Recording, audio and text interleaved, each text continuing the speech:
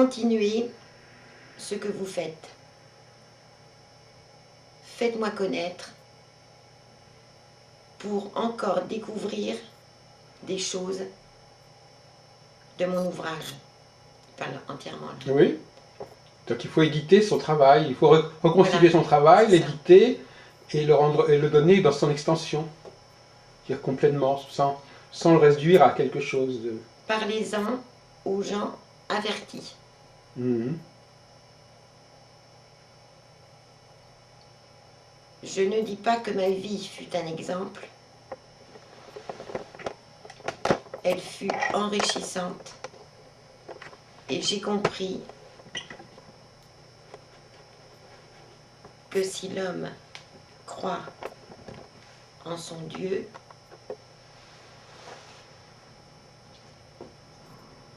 il montera là où je suis. Point. On ne dit rien d'autre. Après, on va attendre un tout petit peu. Nostradamus, est-ce que tu as autre chose? Apprenez aux jeunes à apprendre.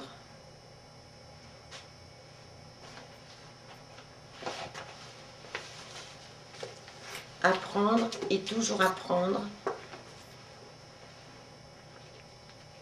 c'est important.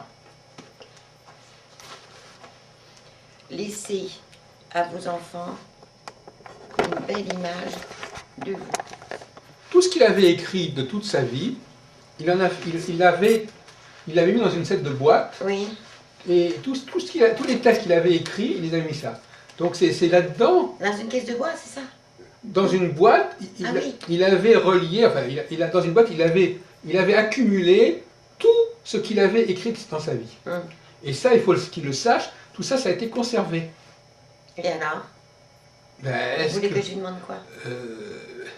Est-ce que c'est là-dedans qu'il faut chercher le message en question, puisque finalement, non, c'est pour le rassurer, c'est pour lui dire que, je sais pas est-ce qu'il est au courant qu'il y a effectivement cet ensemble, ce manuscrit, on ne sait pas s'il est paru, mais Chavigny avait, il y a deux manuscrits, deux papiers comme ça, donc ils sont malheureusement pas très bien conservés, parce qu'il y a des...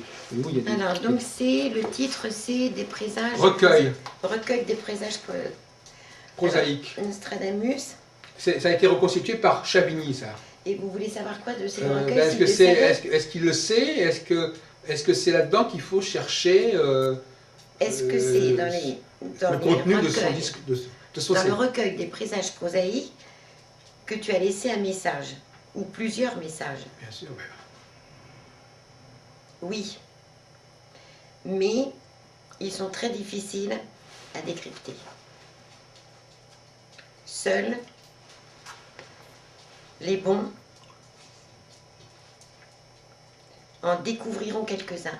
Oui, Mes œuvres sont faites pour être lues encore très longtemps. oui.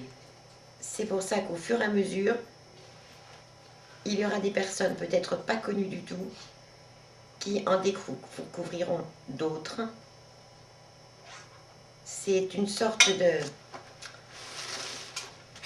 cadeau que j'ai fait pour les hommes. Oui, un don, oui. Voilà, c'est un don, c'est comme une sorte, c'est pas... Oui, c'est ça. C'est un don qu'il a fait aux hommes. Alors, il y a aussi un personnage Qui les a lus. dont on ne va pas parler, justement, et il y a un personnage quand même, c'est sa femme. Oui, c'est Catherine. Non, Non, c'est pas Catherine, non, sa femme. non, c'est pas ça. C'est Anne Ponsard, Gémel.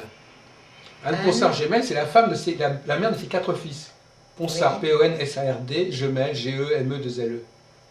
Alors, on ne sait pas très bien quelle est l'attitude qu'il avait à son égard, parce que, visiblement,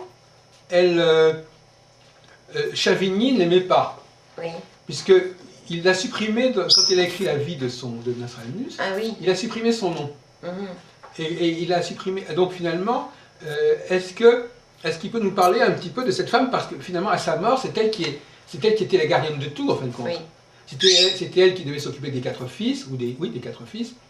C'était elle qui a fait l'épitaphe, la pierre tombale. Mhm. Et finalement, on a l'impression qu'il y a eu des difficultés avec elle, entre ses fils, avec Chevigny, enfin, il y a eu des tiraillements. Alors, que peux-tu me dire, Nostradamus? Tu as bien entendu. Que peux-tu me dire sur ta famille? Non, non, sur ça. Entre ta femme. Voilà. Sa veuve, la veuve de Nostradamus, et comment elle s'est comportée avec Chevigny, avec les fils, enfin, comment est-ce qu'elle a... Ah, mais il a bien compris. Eh bien, tout simplement que Anne se méfiait de Chevigny. Oui, Elle se méfiait de tout le monde, mais plus particulièrement de lui, Oui. puisqu'il était très près de moi. oui, Elle avait peur qu'il échappe de mes ouvrages quelque chose. oui. Échappé Elle dans se quel- méfiait. Oui, oui, oui. Et alors Chevigny, effectivement, il a eu de ressentiment par rapport à elle, Oui. et quand il est arrivé, quand il a eu après à écrire sur Nostradamus, il a supprimé carrément son nom.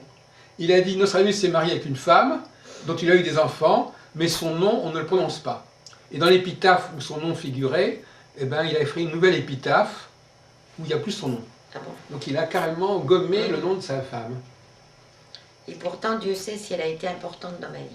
Voilà ce qu'il me dit. Oui, oui, mais justement, c'est aussi pour la réintroduire parce qu'il y a bon, effectivement, c'était une veuve. Quand il avait perdu sa première femme, et c'est une veuve de Salon-Provence qui est d'ailleurs assez riche, qu'il a épousée et dont il a eu ses 4 fils, Michel, César, Charles et André. Alors justement, il y a des gens qui se disent pourquoi avoir appelé un de ses fils César? C'est pas un nom si banal que ça, d'appeler son fils César. On me l'a soufflé. Oui, Voilà ce qu'il me dit. parce que ça fait allusion un peu aux empereurs, etc. Et alors, il y a une autre question que je me suis posée, que j'ai reçue. J'ai l'impression qu'il avait, sur la fin de sa vie, il avait appris l'hébreu. Parce que dans un almanach pour 1561, je crois, enfin, dans un des almanachs, il y a des mots en hébreu. Apparemment, il avait lu, par exemple, il connaissait le nom des planètes en hébreu. Enfin, bon, Oui. vous savez qu'il était d'ascendance juive. Oui. Donc, finalement, est-ce qu'il ne serait pas revenu vers l'hébreu à la fin de sa vie? Est-ce qu'il n'a pas essayé de l'apprendre, en fait? Un peu. Oui. Il avait des rudiments d'hébreu. Hein? Alors, il les avait appris où? Il avait fréquenté des milieux juifs, ou est-ce qu'il avait ça dans les livres? Oui, il les a fréquentés. Il a fréquenté le milieu juif. Oui, Oui. les juifs d'Avignon, justement, il y avait toute une communauté dans la région. Oui, Les il Juifs du en Pape. a connu. Mais ça, il n'en parle pas beaucoup. C'était son côté personnel. Donc, c'était son côté personnel. Oui, c'était Donc, sa vie privée. Voilà, c'était sa vie privée. Donc, Mm. il avait beaucoup de connaissances, il me dit, énormément. Oui, Mais ne les recevait pas toujours, du fait qu'il n'avait pas le temps. Ça le perturbait. Il ne fallait pas l'ennuyer quand il écrivait. oui, oui. Voilà.